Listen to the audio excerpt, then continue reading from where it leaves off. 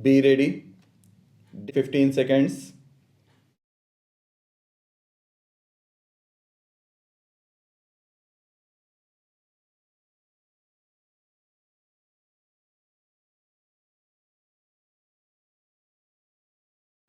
I am grateful to you for inviting me here today, though I rather doubt if I can help you very much in your deliberations.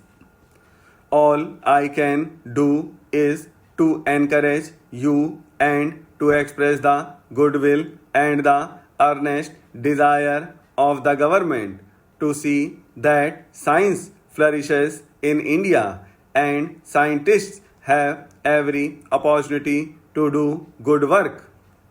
My friend has surveyed the field of our work here fairly comprehensively.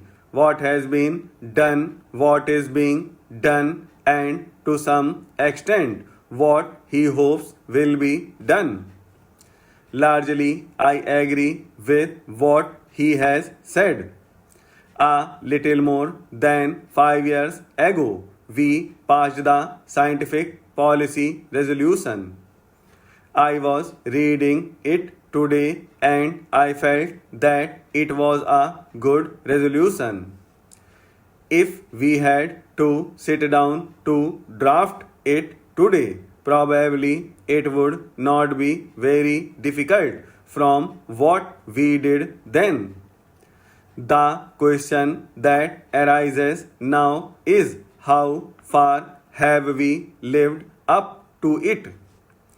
We have perhaps not implemented it as fully as many of us had hoped.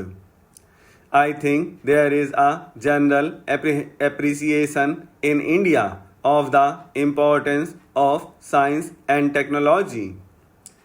Its importance is no doubt growing in our universities and special institutes. More and more students are taking to the study of technical and scientific subjects. Yet I do not suppose it will be true to say that the background of general thinking in India is governed the educational process and the industrial and technological changes that are coming about in the country. As a matter of fact, the two are closely allied. There is one criticism that is often made about the financial resources that are made available for scientific work.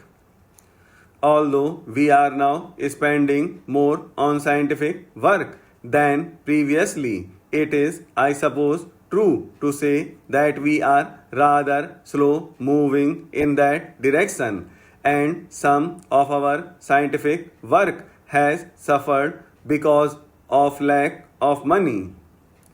Some months back, a committee was appointed, I think, with Dr. Bhabha as chairman to look into this matter and to recommend what more could be done to help scientific research and also where it is possible to economize. The object of that committee was really to encourage useful and profitable expenditure for scientific research. We did not want merely to say that so many crores of rupees would go into scientific research, but rather to have it examined how it should be done. That committee, so far as I know, has not yet produced any report or recommendations. But I wish to assure you that, in spite of our very considerable difficulties at the present moment, because of the emergency and for other reasons, government will not hesitate to supply more funds for scientific research, provided some kind of a reasoned approach is made. It is not enough merely to say give more funds, but if it is explained where more funds are required, I am sure, and I have in fact been told by our finance minister that he will certainly meet such demands wherever necessary. Ultimately, it is the educational apparatus behind all that counts, especially universities and specialized technical institutions. They are growing. I hope they are growing both in quantity as well as in quality. And behind that, again, the general level of mass education is also improving. During these days of emergency, when very considerable defense burdens were cast upon us, we decided, in spite of those burdens, that we must not slacken in our efforts at development, because such a development was itself basic to strengthening the country. Any attempt to cut down on that would ultimately weaken the country. In that scheme of development, I attach the greatest importance to education. Some people seem to think that, useful as it is, education is not so important as putting up a factory.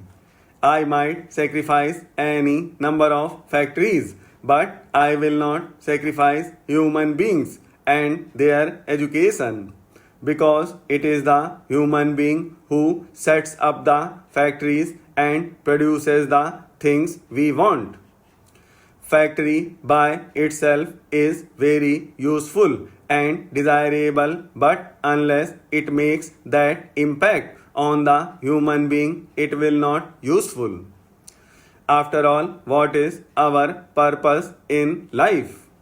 There are certainly many purposes raising the level of living at all that I would put producing good trained human beings as the main purpose.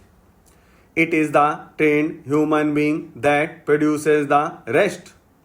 If you do not have trained human beings, then you get lopsided growth and you do not make such progress as you should. It is not merely technology you impart to the human being, but also other kinds of training which enable him think and lead what might be called a good life. Science is most important, but it is not complete by itself unless you use the term science in a sense than mere technology. On behalf of the Indian National Commission and myself, I extend a very cordial welcome to Mr. Border, Director General of UNESCO, on the occasion of his first official visit to India. The welcome is greater as we have been expecting him since last year, and the disappointment felt at his inability to fulfill his engagement then has accentuated our pleasure in finding him in our midst today. We welcome him not only because he is the Director General of UNESCO, but also because of the personal contribution he has made both before and since he assumed that office towards the furtherance of peace through education. His work in rural adult education in Mexico won the appreciation of discerning critics all over the world. Ever since he assumed office as Director General, he has given a new impetus to the program of fundamental education and the service of underdeveloped areas. I have every hope that his present tour of India, Ceylon, and Pakistan will establish closer bonds between UNESCO and these countries and lead to greater efforts in the cause of education for peace and unity. UNESCO is one of the specialized agencies of UNO.